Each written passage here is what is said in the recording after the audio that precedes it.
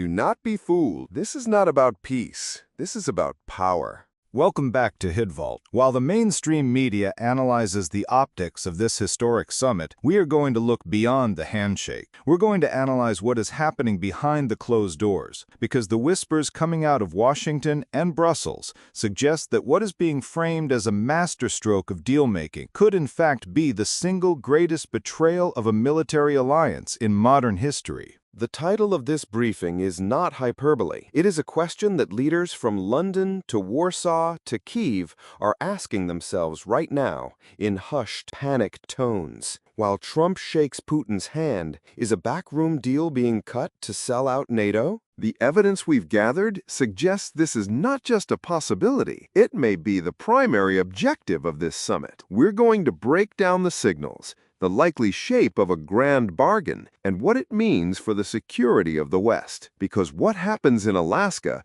will not stay in Alaska. It will send a seismic shockwave across the globe.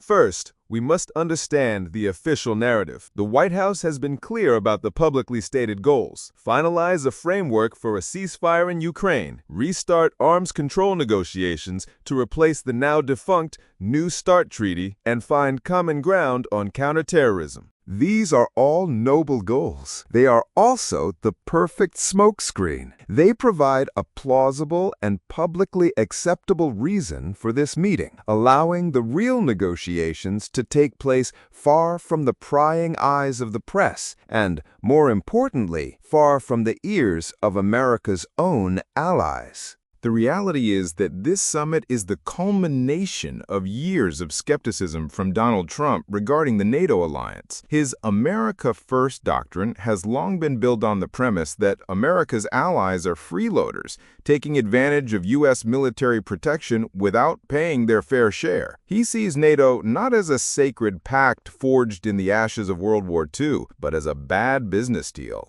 And Putin knows this. He has been waiting for this moment. For him, NATO is the single greatest obstacle to restoring Russia's sphere of influence over Eastern Europe. The alliance's eastward expansion has been, in his eyes, the original sin of the post-Cold War era. An anonymous source within the German Foreign Office was quoted in Der Spiegel this morning, saying, "We are not being consulted. We are being informed after the fact. We have more anxiety about the meeting in Anchorage than we did about the fall of the Berlin Wall." That is the reality behind the smiles. While the world sees a peace summit, Europe sees a potential Yalta conference for the 21st century, where their fate is being decided for them, without them.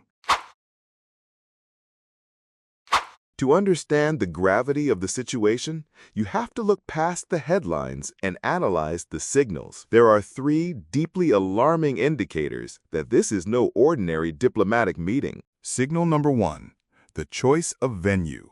Why Alaska? This was not a random choice. A summit of this magnitude could have been held in a neutral city like Geneva or Vienna, the traditional grounds for such high-stakes diplomacy. Holding it in Anchorage, on a U.S. military base, sends a very specific and chilling message. It creates a superpower bubble, physically removing the negotiations from the European continent. This is a conversation about Europe, deliberately held in Europe's absence. Alaska is geographically and symbolically halfway between Washington and Moscow, a tacit acknowledgement that this is a conversation between two powers who see themselves as the ultimate arbiters of global affairs. It marginalizes NATO from the very start. Signal number 2, the meeting format. Bypassing the experts. Initial reports from the press pool have confirmed our worst fears about the format. While there are larger delegations for formal lunches and photo ops, the core negotiations are happening in extremely small, restricted sessions. At critical moments, it is just Trump, Putin, and their personal interpreters in the room. This is a classic tactic to prevent leaks. and, more importantly, to bypass the institutional foreign policy experts in the State Department and the Pentagon. These are the officials who understand the intricate details of treaty obligations, the strategic importance of allied solidarity, and the long-term consequences of concessions. By cutting them out, Trump is free to negotiate based on his personal instincts and his transactional worldview. Putin, a master of this kind of intimate, high-stakes negotiation, is in his element. He can make offers and extract promises that would never survive the scrutiny of a full National Security Council review. Signal number 3. The Russian posture. The silence of the guns. For the last 48 hours, something strange has happened in Ukraine. For the first time in months, large-scale Russian offensive operations have largely paused. This isn't a retreat. It's a calculated pause. It's a political gesture, a supposed good-faith signal to Trump that Putin is serious about a deal. But military analysts see it for what it is: a strategic repositioning. It's a way for Putin to offer a superficial concession, a temporary lull in fighting, in exchange for massive, long-term strategic victories at the negotiating table. He is giving Trump a win that he can sell to his base back home: "I stopped the fighting," while Putin secures the real prize. This manufactured peace is the bait, and the hook is a fundamental rewriting of Europe's security architecture. So what would this grand bargain actually entail? What are the concessions that are likely on the table in that room in Alaska? Based on our analysis and conversations with sources, the deal likely revolves around a three-pronged strategy, any part of which would be a catastrophe for NATO. Scenario A: the Ukraine sacrifice.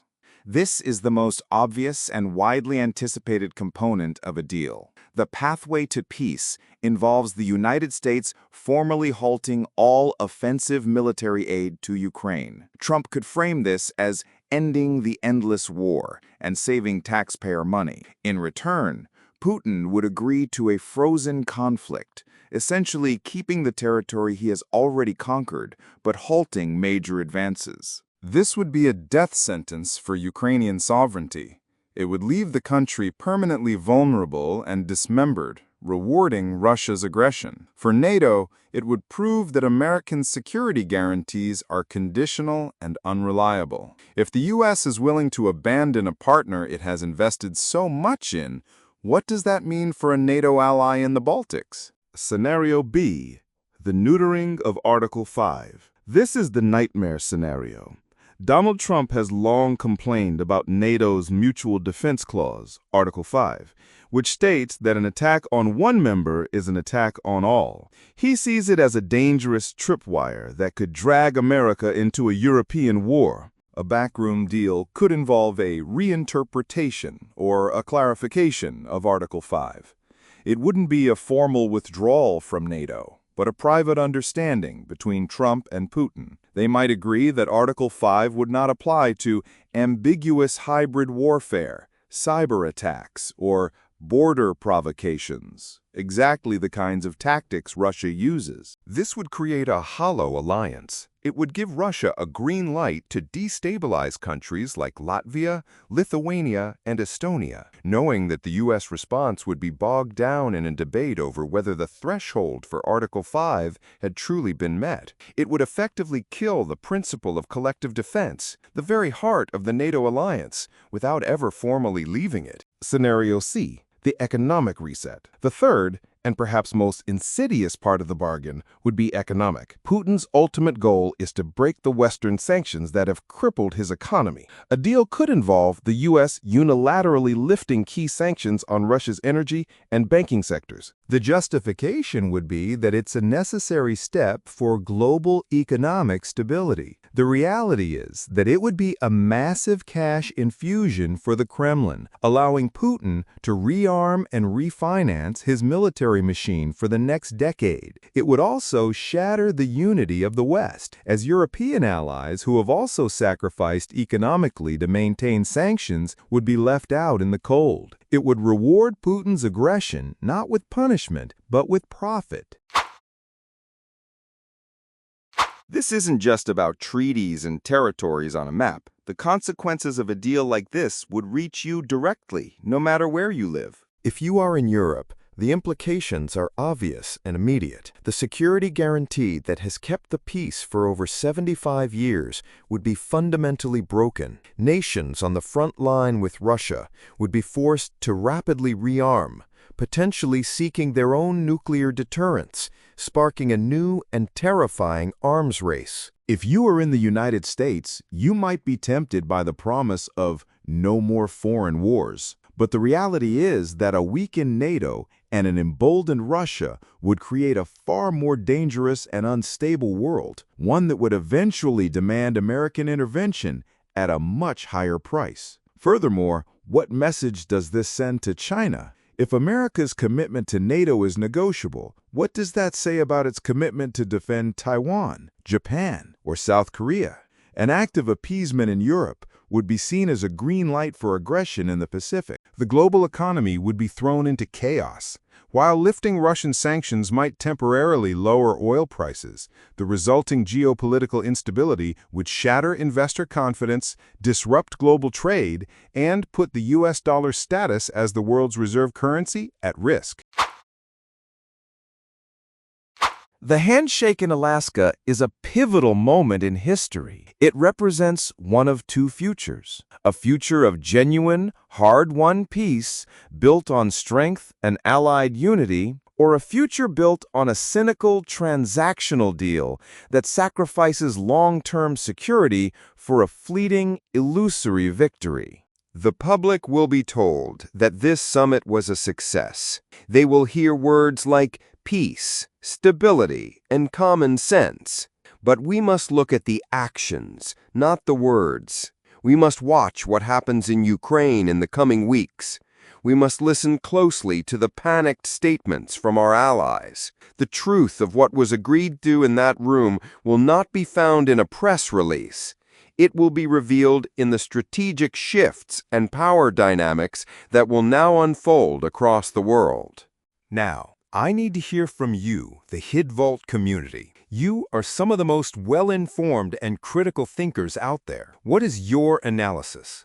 Do you believe Trump is a master deal-maker securing peace? Or do you believe this is a historic betrayal of America's allies? What should the leaders of the UK, France, Germany, and Poland be doing right now as this unfolds? Share your detailed thoughts and assessments in the comments below. Let's have the conversation that the mainstream media is afraid to have. Stay safe and stay aware. This is HidVault.